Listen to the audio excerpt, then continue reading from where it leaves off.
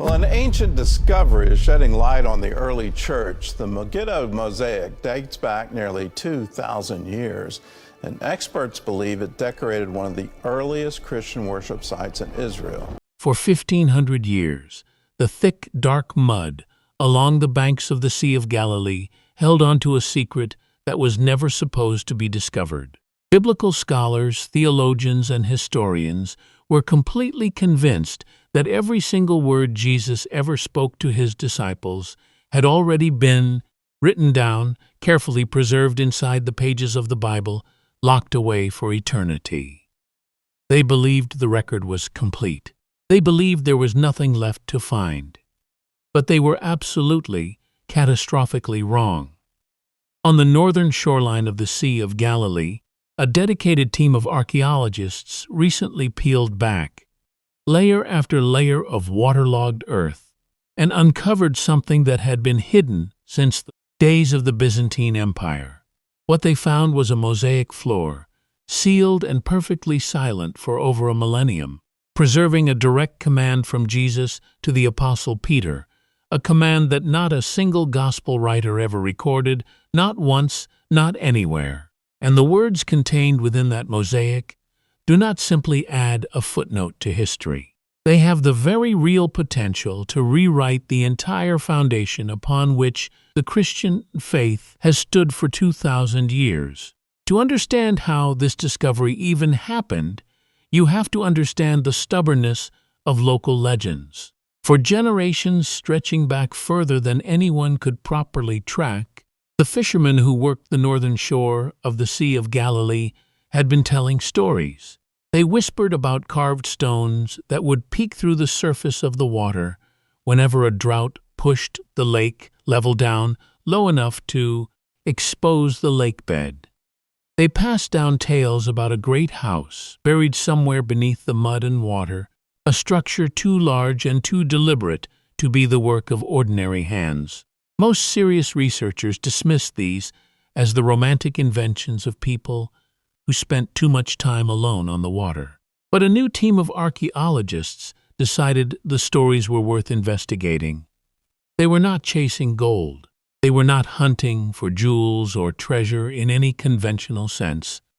They were looking for a city, a specific city that the Bible references more than almost any other location outside of Jerusalem, yet a city that had somehow completely and totally vanished from the face of the earth, as though it had never existed at all. The excavation began in the punishing heat of summer. The air hung thick and heavy with the smell of wet earth and decomposing vegetation. There was nothing glamorous about it. It was an exhausting, relentless slog through some of the most difficult digging conditions imaginable. The team was forced to use industrial pumps constantly just to prevent the lake water from flooding back into every trench they dug. Every time they pushed down another foot into the earth, the water tried to rush back in and claim the space. It was as though the land itself had made a decision long ago to keep whatever was beneath it hidden from human eyes, and it was not willing to give up that decision without a fight. For the first several weeks, the results were brutally discouraging. The skeptics who had told them this was a waste of time seemed to be right. The team pulled up plenty of mud, some scattered fragments of Roman pottery, and almost nothing else of significance. The morale on the dig site was sinking fast. And then something happened that changed everything. A volunteer pressed a trowel into the earth and heard a sound that was completely different from the dull, dead thud of compacted soil. It was a sharp, clean clink, the unmistakable sound of metal striking stone. The team immediately switched to working by hand, scraping away layer after layer of gray silt with careful, precise movements. Slowly, a line appeared in the earth, then a corner materialized, then a wall. And this was not just a pile of old rocks thrown together by chance. This was a structure built with perfect 90-degree angles, the deliberate geometry of intentional human construction. As they continued widening the excavation, the sheer scale of what they had uncovered became impossible to ignore. This was not the modest remains of a fisherman's humble dwelling. It was enormous. The walls were thick, engineered to endure for centuries, possibly forever. As they descended deeper, they began tracing the unmistakable curved shape of an apse, that distinctive semicircular section where the altar traditionally sits in a church. But this was not just any church. The layout was grand, architecturally complex, and incredibly ancient. And the location matched perfectly with where generations of early pilgrims had claimed the house of Peter himself once stood. For many years, professional historians and biblical archaeologists had laughed at that claim. They dismissed the pilgrims as confused religious tourists who had simply gotten lost.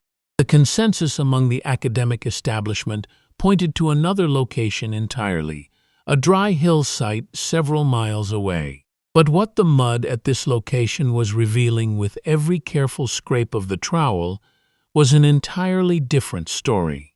As the team slowly washed away 15 centuries worth of grime and sediment from the floor of the structure, something extraordinary began to happen. Colors started bleeding through the gray muck. Reds, blues, yellows. A mosaic floor emerged beneath their tools, vibrant and detailed, preserved in a way that shocked even the most experienced members of the team. The mud that everyone had assumed would be the great destroyer of whatever lay beneath had actually performed the opposite function. It had sealed the site like a vacuum. It had protected the floor from looters who had ransacked every other significant site in the region, shielded it from the ravaging effects of weather and erosion, and kept it safely hidden from the boots of every marching army that had swept through the Galilee over the course of 1,500 years. But the real shock, the discovery that would set the entire team reeling, was not the building itself, and it was not even the preserved mosaic floor. It was what lay tangled inside the intricate geometric patterns of the tiles. There was a message embedded in that floor, a text that seemed to be reaching across 15 centuries, to speak directly to the people who had just uncovered it. As they cleaned the tiles more thoroughly, the team made a second, even more startling observation. This church had not been built on empty ground. It had been constructed deliberately and precisely on top of something far older, and that lower layer contained the key to a mystery that has been frustrating biblical scholars for 2,000 years. To fully understand why this discovery carries the weight that it does, you first need to understand exactly where it was made. This is not Jerusalem. This is not Nazareth. This is Bethsaida. If you have spent any time reading the Bible, that name should land with considerable force. Bethsaida was the hometown of the apostles Peter, Andrew, and Philip. It was the precise location where Jesus healed a blind man and where the miracle of feeding 5,000 people from almost nothing took place.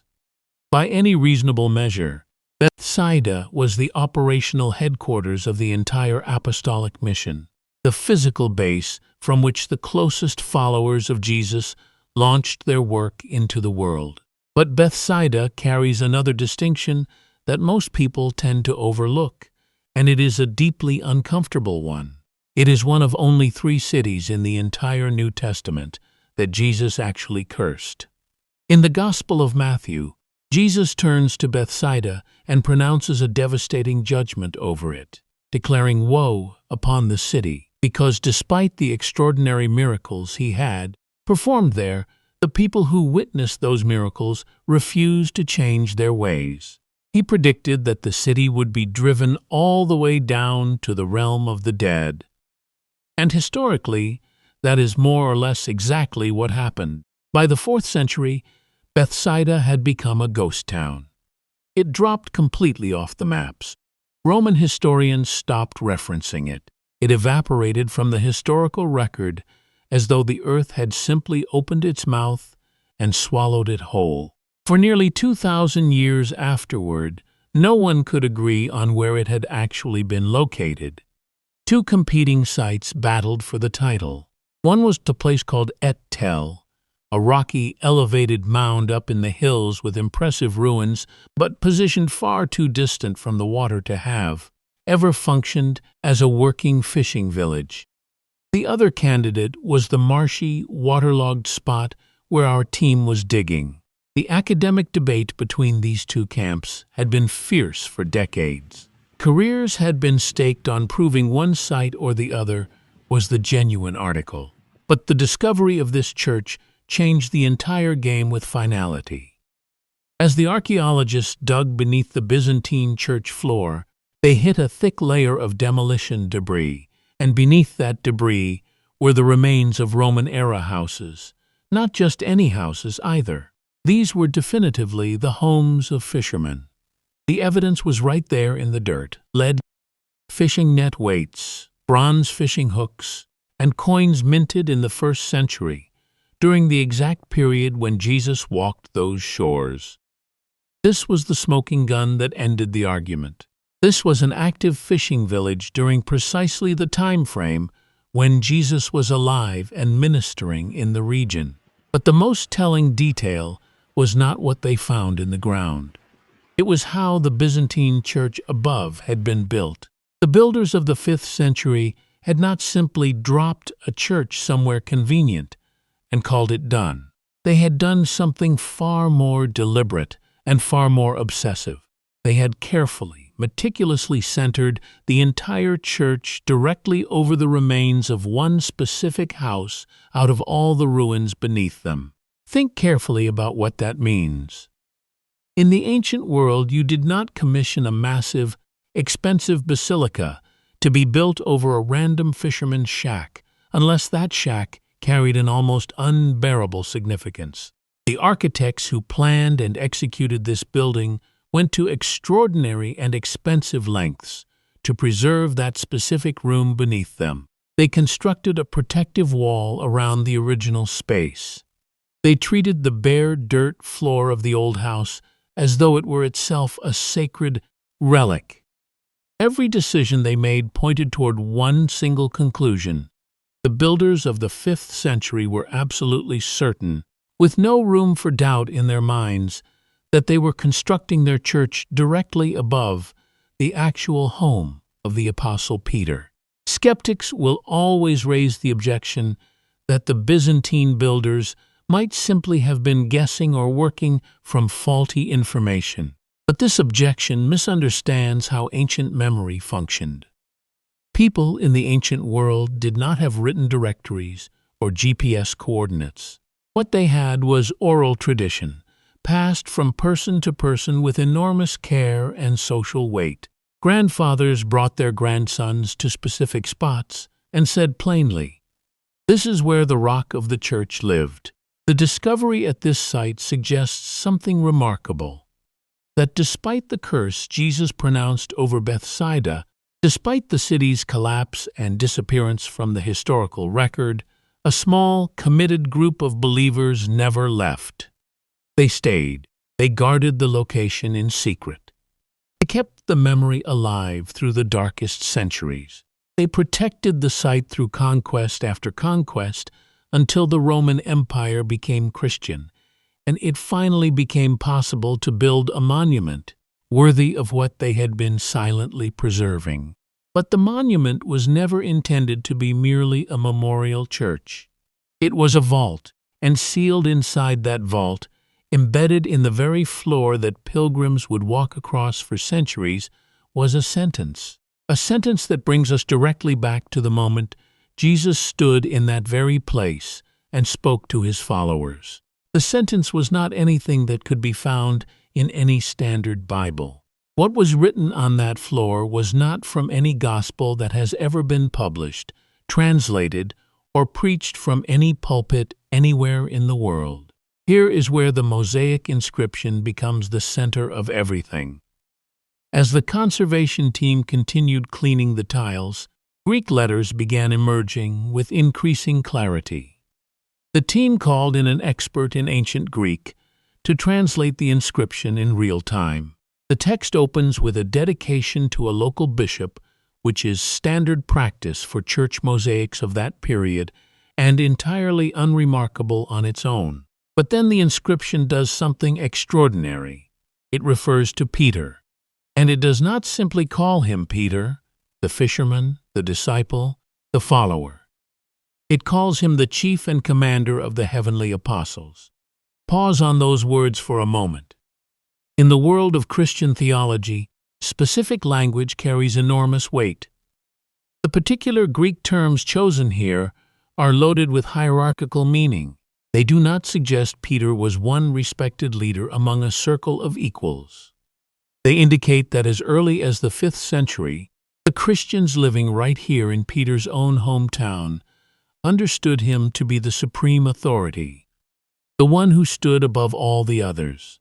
This plays directly into the single most contested argument in the entire history of Christianity, the question of papal authority. The Catholic Church grounds its entire claim to institutional authority in the idea that Peter was the first pope, the rock upon which Christ himself built his church.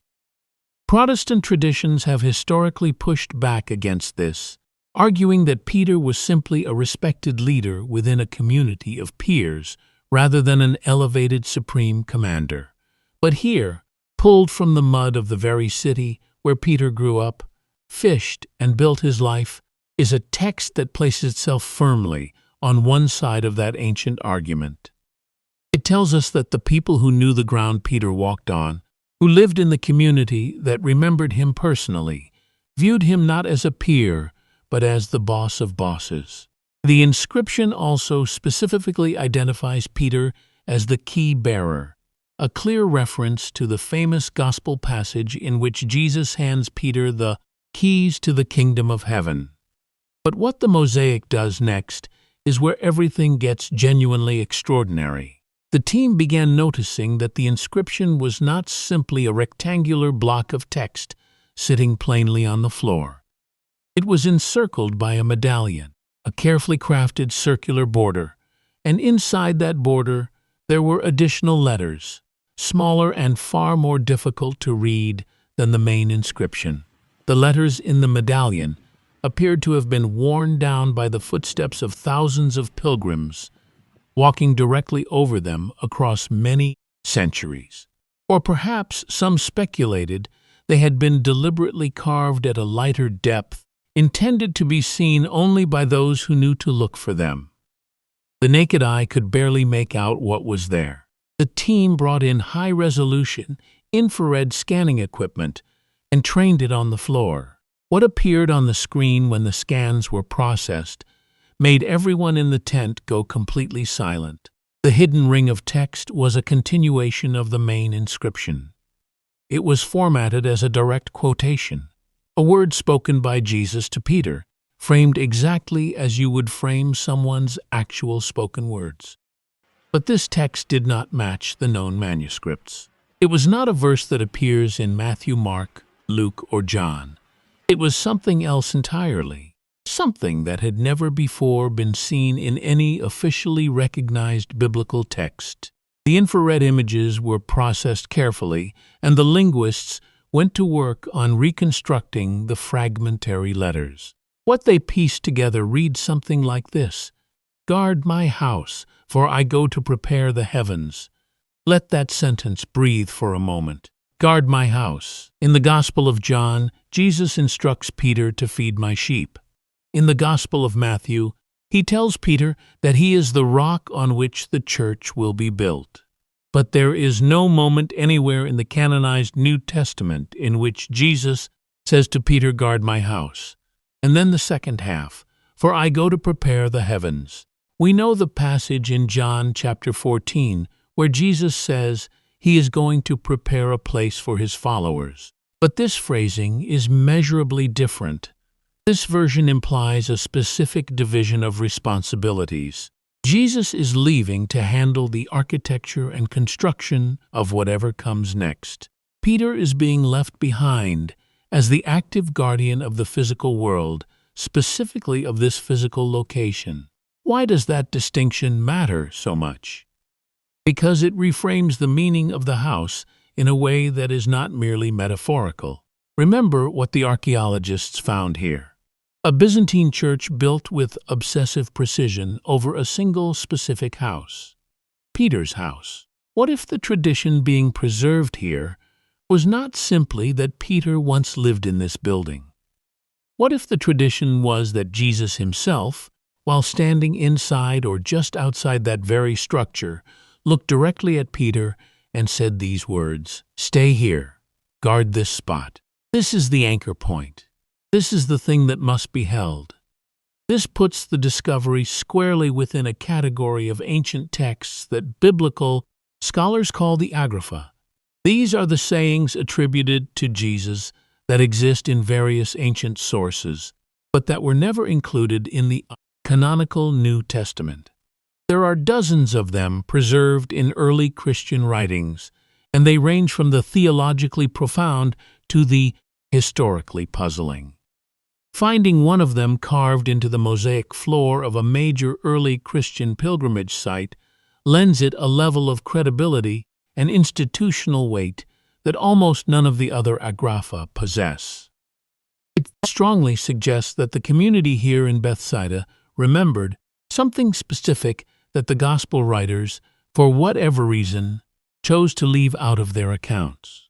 The phrase "guard my house" fundamentally changes the nature of Peter's role as it was understood by the earliest Christians. It transforms him from an administrator or a traveling preacher into something more like a sentinel, a protector who has been given a specific post and told to hold it. And the question that follows from that is an uncomfortable and fascinating one. Hold it against what? Early Christians had a very concrete understanding of holy sites as contested ground. They believed that certain locations were spiritually significant battlegrounds, places where the boundary between the divine realm and the material world was thin, and where forces hostile to God had reason to push back. By assigning Peter to guard the house, Jesus in this reading was not giving him an administrative title. He was assigning him a defensive spiritual position of cosmic importance. This discovery also does something powerfully grounding for the story of Peter as a whole. It connects the heavenly symbolism of the keys to something tangible and physical. You need keys to guard a house. The imagery clicks together in a way it never quite has before. The mosaic suggests that the early Christian community in Bethsaida understood this location to be something like the embassy of heaven on earth. And Peter was the ambassador who had been told explicitly by the one who appointed him to hold the fort until the master returned. The second half of the inscription opens an entirely different set of questions. "For I go to prepare the heavens." That phrasing carries implications that most Sunday sermons would never touch. It suggests that heaven, at the moment of Jesus' departure, was not yet complete. It implies an active, ongoing construction project happening on the other side of whatever boundary separates this world from the next. While Peter was stationed here below, holding the earthly position, Jesus was actively building the celestial one. It is a dynamic, almost industrial view of the afterlife that sits very uneasily alongside the passive, static images of heaven that most Western Christians have been raised with. Now consider what this all means when you pull back to the widest possible view. Bethsaida was not a random location. It was the epicenter of the physically impossible. This was where a man who had been blind received his sight. This was where 5,000 people were fed from a quantity of food that should have been laughably insufficient, a direct and documented violation of the laws of conservation of matter. This was where a man was observed walking across the surface of open water as though it were solid ground, defying the most fundamental mechanics of how physical reality is supposed to operate. If you allow yourself for a moment to set aside the exclusively religious framework and look at this through the lens of physical anomaly, a pattern emerges that is impossible to ignore. The normal operating constraints of the physical world appeared to be selectively suspended at this specific location. The rules that govern mass, gravity, and the behavior of matter seemed thinner here than anywhere else on Earth. There is a theory, not widely discussed in mainstream theological circles, but persistent in certain scholarly and philosophical communities, that specific locations on the surface of the Earth function as something like connection nodes. As above, so below is an ancient idea that predates Christianity by many centuries, the notion that the physical world is not simply dirt and water and rock, but is in some deeper structural sense a reflection or mirror of a higher order of reality. And certain points in the physical world may function as junctions between those layers, places where the membrane between worlds is unusually thin. If Jesus was telling Peter to guard the house while he went to prepare the heavens, and if Bethsaida was the location where the physical laws consistently behaved differently than they should have, one is left with the genuinely unsettling possibility that the site being guarded was not merely a building. It was a threshold. This reading aligns with remarkable discomfort alongside the Gnostic texts, the early esoteric Christian writings that the institutional church systematically rejected and destroyed in the centuries following Christ.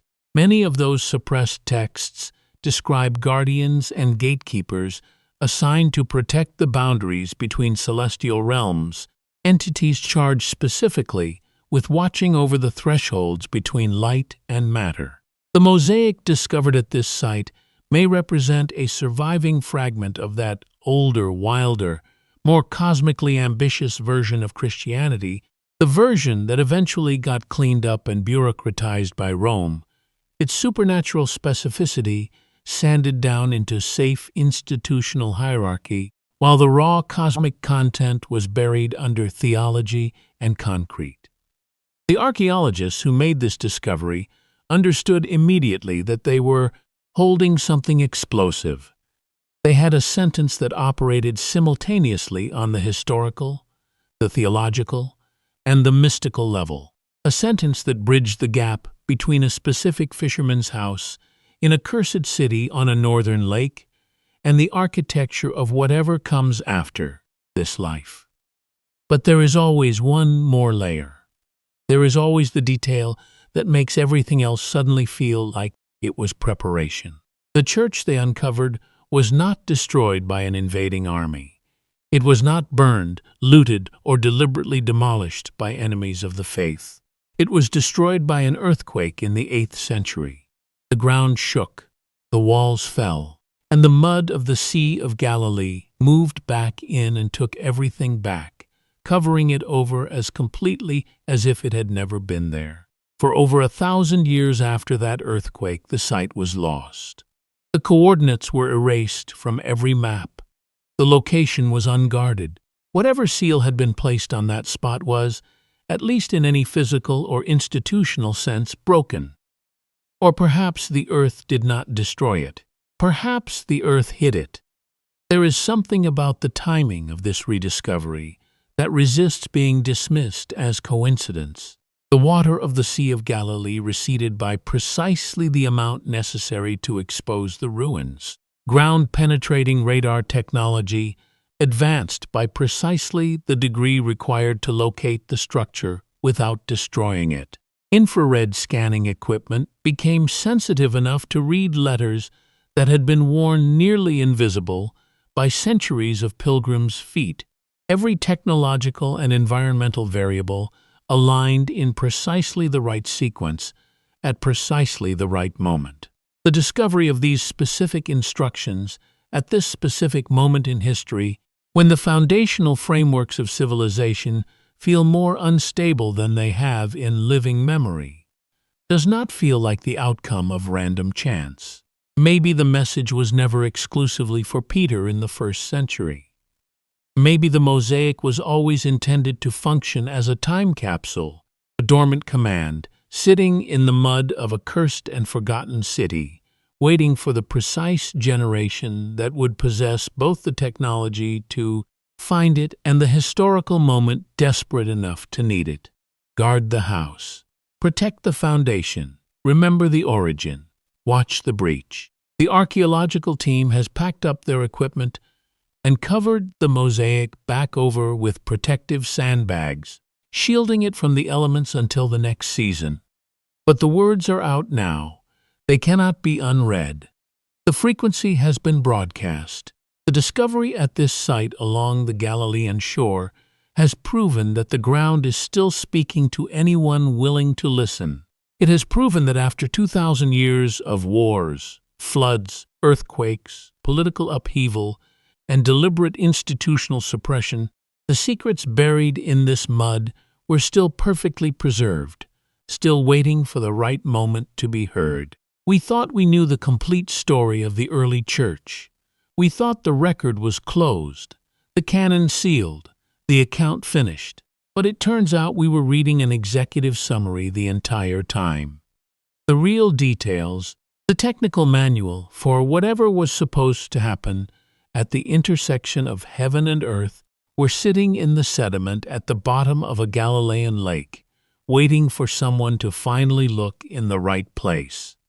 And now that they have, the question that hangs over everything is this: if the command given was to guard the house while the heavens were being prepared, and we are only now, 1,500 years after the house was sealed in mud, finally finding it again, what does that timing actually mean? If we are reading these instructions for the first time right now, does that change what we are supposed to do with them? And here is the question that cuts deepest of all. If Jesus gave Peter instructions specific enough and significant enough to be preserved stone and sealed in mud for 2,000 years, instructions that never made it into any gospel, how many other commands are we still missing? How many other conversations happened in that fishing village on the northern shore of the Galilee that nobody wrote down? Conversations that would completely reshape everything we think we understand about the foundations of the Christian faith. Does this change how you see the apostles? Does it change how you understand the role Peter was given? Or is it, at the end of the day, just a beautiful old floor